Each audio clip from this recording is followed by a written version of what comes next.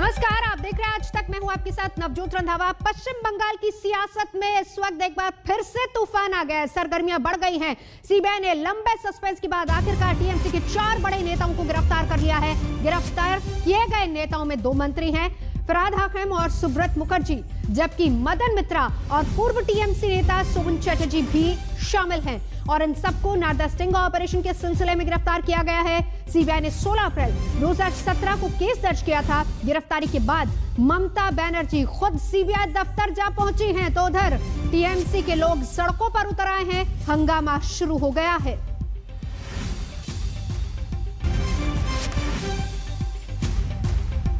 तो ये तस्वीरें आपको दिखा रहे हैं। स्पीकर की इजाजत के बिना केस कैसे, आपको बताएं कि स्पीकर भी वहां पहुंचे। उन्होंने कहा है कि हाईकोर्ट का जो आदेश है उसके मुताबिक गिरफ्तारी से पहले स्पीकर से इजाजत लेनी चाहिए थी। ये दलील उन्होंने दी है, लेकिन उनसे इजाजत नहीं ली गई है। तो नारदा टेप मामला है। मैथ्यू सैमुअल, जिन्होंने स्टिंग किया था, काम के एवज में पैसे लेने के आरोप लगे थे। लेकिन इस बीच आज हाई वोल्टेज ड्रामा, सीबीआई के दफ्तर पहुंची ममता बनर्जी।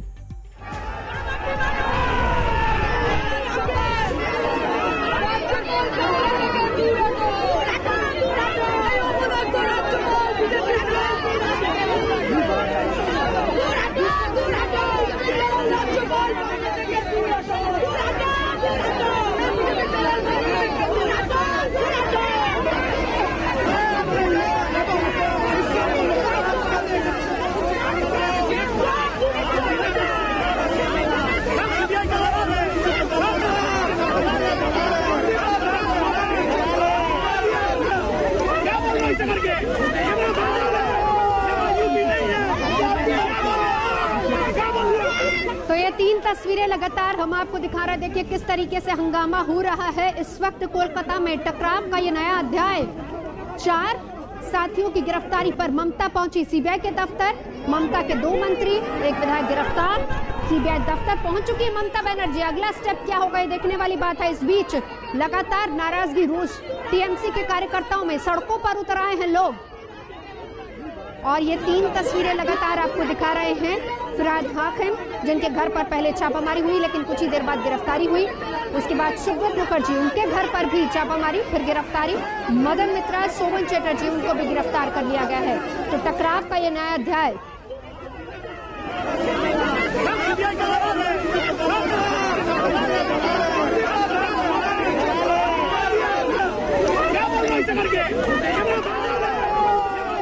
सीधा चलेंगे अनुपम मिश्र मेरे सहयोगी इस वक्त हमारे साथ जुड़ चुके हैं। अनुपम, ये बताएं, क्या इस वक्त ममता बनर्जी वहीं पर है? अगला मूव क्या हो सकता है ममता बनर्जी का? जी नवजोत, इस वक्त भी ममता बनर्जी सीबीआई दफ्तर में है। सीबीआई दफ्तर निजाम पैलेस के 14वें तल्ले पर है, 14th फ्लोर में, जहां डीआईजी का ऑफिस है। वहीं पर इस वक्त ममता बनर्जी मौजूद हैं। उनकी गाड़ी भी मैं आपको दिखा सकता हूं। देखिए उनकी गाड़ी ठीक सामने, जो दफ्तर के ठीक सामने उनकी गाड़ी लगी हुई है। और यहीं पर वो जो 14वां तल्ला है, 14th फ्लोर में सीबीआई का ऑफिस है, वहाँ पर वो इस वक्त बैठी हुई हैं। काफ़ी देर हो चुकी है, लगभग 11 बजे के आसपास ममता बनर्जी यहाँ पहुँची थी। इसके बाद से वो लगातार वहीं पर बनी हुई हैं। और यहीं पर 14वें तल्ले में ही जिन 4 लोगों को गिरफ्तार किया गया है, फरहाद हकीम, सुब्रत मुखर्जी, मदन मित्रा और शोभन चटर्जी, इन 4 से यहीं पर पूछताछ भी हो रही है। और थोड़ी देर में इनको कोर्ट भी ले जाए जाने की बात है। लेकिन बाहर में कई जगह हंगामा हो रहा है। टीएमसी कार्यकर्ता और समर्थक सड़क पर उतर आए हैं। कोलकाता में ये जो निजाम पैलेस है, इसका जो मुख्य कॉम्प्लेक्स का दरवाज़ा है, गेट है, उसके बाहर भी टीएमसी समर्थक जमा हैं। तो ऐसे में किस रास्ते ले जाया जाएगा इन 4 को, वो भी अभी विचार विमर्श उस पर चल रहा है। चार्जशीट आज ही दाखिल होनी है और इसके बाद कोर्ट का जो आदेश होगा उसके मुताबिक सीबीआई कार्रवाई करेगी। लेकिन सबकी निगाहें इस वक्त ममता बनर्जी पर टिकी हुई हैं, क्योंकि ममता बनर्जी ने अपने वकील के थ्रू कहलवाया था कि वो तब तक नहीं जाएंगी जब तक कि इनको छोड़ा नहीं जाता। और उन्होंने ये भी सीबीआई से मांग की थी कि उनको गिरफ्तार किया जाए, क्योंकि इन 4 को जो गिरफ्तार किया गया है, राज्य की अनुमति नहीं दी गई, कोर्ट की अनुमति नहीं है। फिर ऐसे कैसे गिरफ्तार किया जा सकता है? अगर इनको गिरफ्तार किया गया है तो मुझे भी गिरफ्तार किया जाए। तो ये टकराव की स्थिति पहले भी बन चुकी है। इससे पहले हम देख चुके हैं अभिषेक बनर्जी के घर जब कोयला घोटाला मामले में सीबीआई की टीम पहुंची थी, तब भी ममता बनर्जी वहां पहुंची थी। राजीव कुमार जो कोलकाता पुलिस कमिश्नर थे, उनको गिरफ्तार करने जब सीबीआई की टीम उनके पास पहुंची, तब जब ममता बनर्जी उनके समर्थन में सड़क पर उतर आई, धरना दिया था कई दिनों तक। इससे पहले भी नवान्न जो सचिवालय है वहाँ पर भी उन्होंने एक रात, सारी रात बिताई थी विरोध प्रदर्शन में। तो ये जो टकराव की स्थिति है पिछले 4-5 सालों से हम देखते आ रहे हैं केंद्र सरकार के साथ राज्य सरकार का, लेकिन ये जो पड़ाव है ये बेहद अभूतपूर्व पड़ाव है, जहाँ पर खुद राज्य की मुख्यमंत्री सीबीआई दफ्तर आ चुकी हैं। और वो जिन चारों को लाया गया है, असल में जिन चारों को लाया गया है उनमें से 2 बेहद महत्वपूर्ण हैं। एक तो हैं फरहाद हकीम, जो कोलकाता म्युनिसिपल कॉरपोरेशन के चेयरमैन हैं और कोविड मैनेजमेंट का काम देख रहे हैं पूरी तरह से कोलकाता में। दूसरा है सुब्रत मुखर्जी, वो भी काफ़ी वरिष्ठ नेता हैं, पंचायत मंत्री हैं, काफ़ी प्रभावशाली नेता हैं टीएमसी में। तो इन दोनों, और मदन मित्रा जो विधायक हैं, फिलहाल किसी मंत्री पद पर नहीं है, पूर्व ट्रांसपोर्ट मिनिस्टर रहे हैं, मास लीडर कहे जाते हैं। तो इन तीनों के समर्थन में इस वक्त ममता बनर्जी यहाँ पर पहुंची हुई हैं। लगातार तस्वीरें अनुपम हमें दिखा रहे हैं, पल पल का अपडेट अनुपम वहां से बता रहे हैं। तो निजाम पैलेस 14th फ्लोर सीबीआई का दफ्तर, जहां पर मौजूद है ममता बनर्जी। लेकिन ये तस्वीरें भी देखिए किस तरीके से कार्यकर्ता सड़कों पर आ गए हैं और लगातार विरोध हो रहा है। अनुपम, बड़ी बात, इतनी स्पीड में कार्रवाई हो रही है। ममता बनर्जी और टीएमसी कह रही है कि बदले की कार्रवाई, बीजेपी कह रही है हम लॉ एंड ऑर्डर के हिसाब से चल रहे हैं, कानून के हिसाब से चल रहे हैं।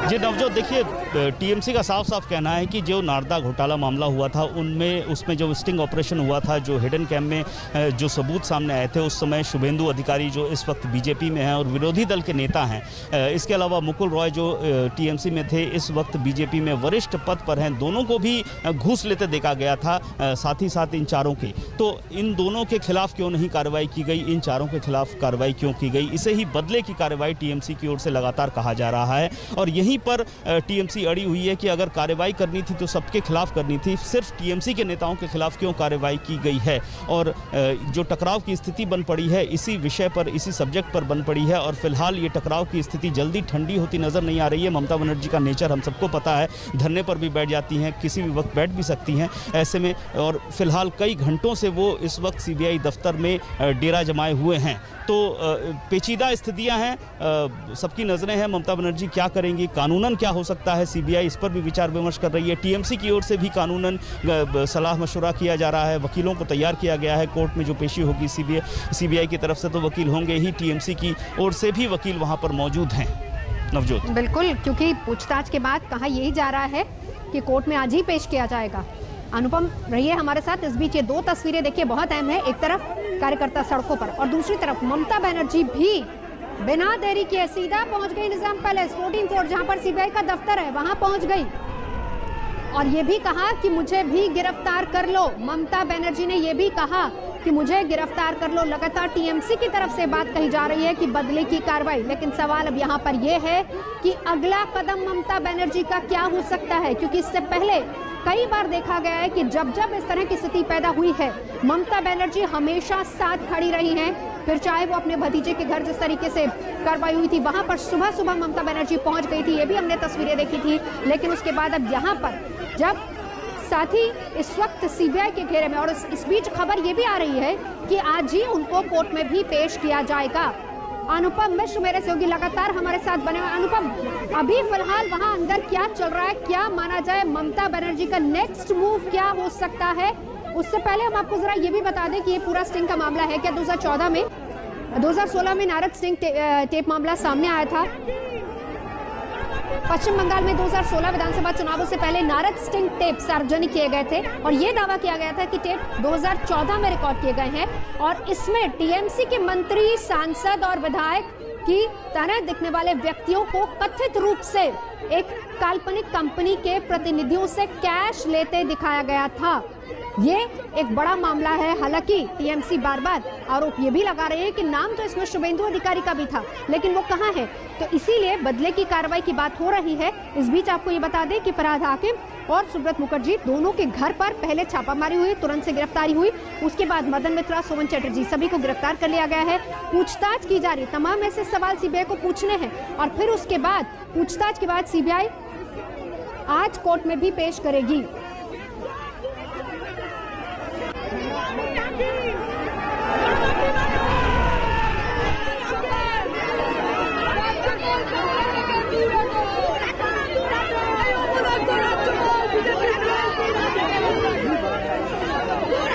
दूर हटो।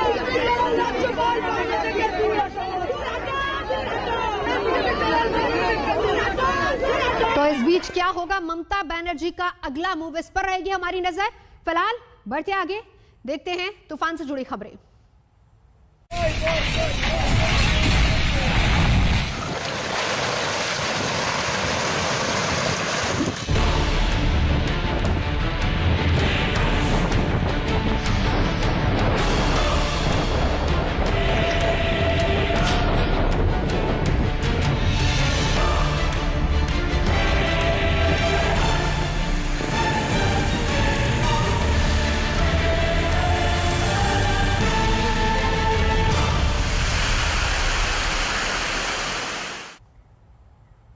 ताउते तूफान को लेकर कई राज्यों में अलर्ट जारी कर दिया गया, लेकिन इस वक्त मुंबई पर सबसे ज्यादा कोहराम है, खतरा है। शहर में कई जगहों पर बारिश हो रही है, कई जगहों पर पेड़ गिर गए हैं, तो समंदर में भी तूफान का असर दिख रहा है। ऊंची ऊंची लहरें उठ रही हैं। हालात को देखते हुए एयरपोर्ट थोड़ी देर के लिए बंद करना पड़ा है। सीलिंग पर भी आवाजाही बिल्कुल बंद है।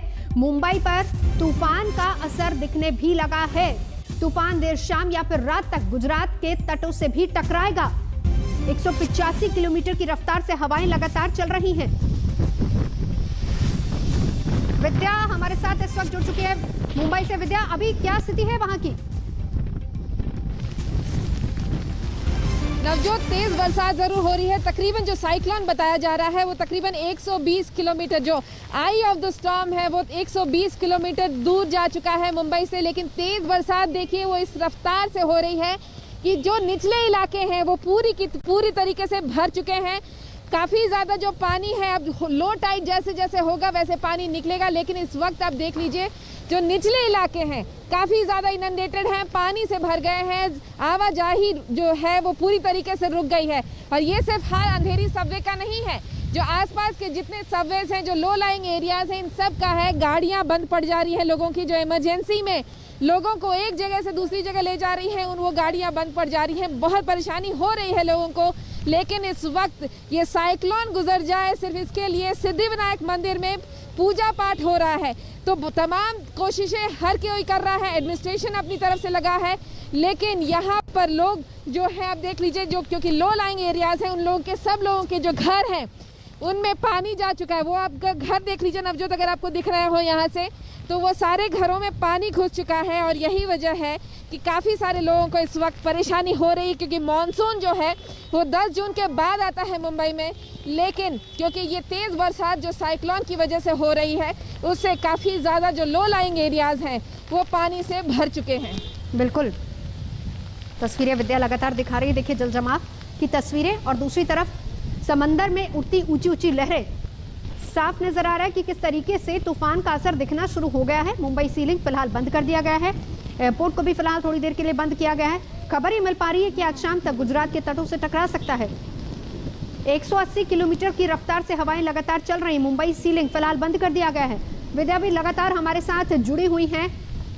साहिल जोशी मेरे सहयोगी इस वक्त हमारे साथ आ चुके हैं। साहिल, इस बीच एनडीआरएफ की टीम है जो कि लगातार वहां पर मुस्तैद है, बाकायदा कंट्रोल रूम्स भी बनाए गए हैं। साहिल,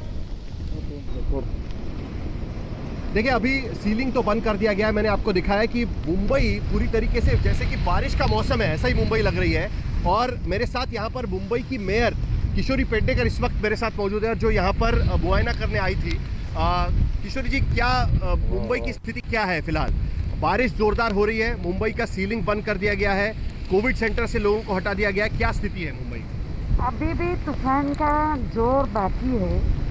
3 घंटे के पहले तो ज़्यादा ही जोर था, और अपना जो सी है वो बहुत ही उसको तूफान पर है। हाँ, लेकिन हमारी एनडीआरएफ की टीम है, लाइफ गार्ड है, हमारे पुलिस गश्त कर रहे हैं। बहुत से ट्री हवा के कारण गिर भी गए हैं, लेकिन उसमें एक अच्छी बात है कि मनुष्य हानि नहीं हुई है। और यही तो हम चाहते हैं कि लोग ऐसे तूफान में जब भी जानकारी मिलती है तो हर एक ने घर में रहना चाहिए। और प्रशासन, हमारे जैसे लोग रास्ते पे रह के आपका सुरक्षा कर सकते हैं। कोविड सेंटर की क्या स्थिति है? कोविड सेंटर से कोविड सेंटर से 600 रुग्ण हमारे शिफ्ट किए गए हैं। बीकेसी हमारा मुलुंड, हमारा दहीसर से पूरे पेशेंट सुरक्षित जगह पे लेके गए हैं और अभी वो अच्छे हैं। कब तक ये स्थिति सुधरेगी ऐसा लग रहा है? सुबह से हम देख रहे हैं लगातार बारिश हो रही है, सुबह से तूफान का जोर आज के और कल के दिन रहेगा, उसके बाद थोड़ा सा सुधार हो जाएगा।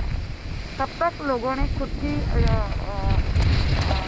जिम्मेदारी लेके घर में बैठना चाहिए, बाकी जिम्मेदारी हम कर रहे हैं। बहुत बहुत शुक्रिया। मुंबई की मेयर यहाँ पर बता रही थी कि किस तरीके से लोगों को घर में ही बैठना चाहिए।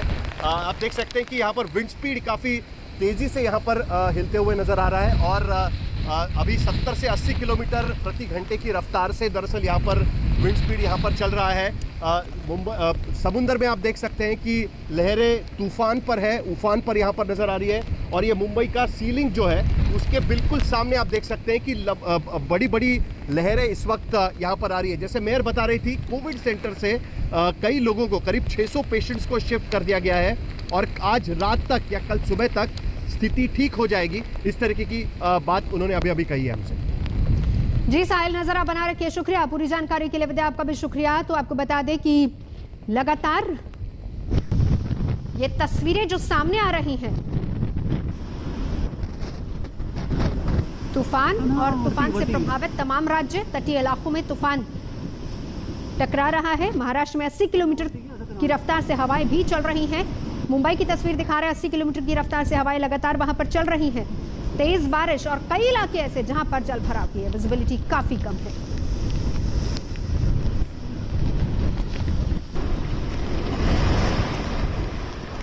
तो गुजरात से गोवा तक, केरल से कर्नाटक तक और महाराष्ट्र से लक्षद्वीप तक हर जगह तूफान की पल पल की खबरें आप तक पहुंचाने के लिए हमारे रिपोर्टर्स तैनात हैं। तूफान ने कहर बरपाना शुरू कर दिया है। अलग अलग जगह की तस्वीरें आपको दिखा रहे हैं। तो अगले 24 घंटे काफी क्रूशियल है, खासतौर पर महाराष्ट्र और गुजरात की अगर बात की जाए तो मुंबई से जिस तरह की तस्वीरें आ रही हैं, साफ दिखता है कि किस तरीके से असर दिखना शुरू हो गया है। हवाएं 80 किलोमीटर की रफ्तार से चल रही हैं। कई इलाके ऐसे जहां पर जलभराव है, बारिश लगातार वहां पर हो रही है। इस बीच हाई टाइड की संभावना को देखते हुए लोगों को कहा गया है कि वो घरों पर ही रहें, घर से बाहर न निकलें। फिलहाल यहां रुकेंगे एक ब्रेक के लिए। आज तक पर खबरों का सिलसिला जारी है, देखते रहिए आज तक।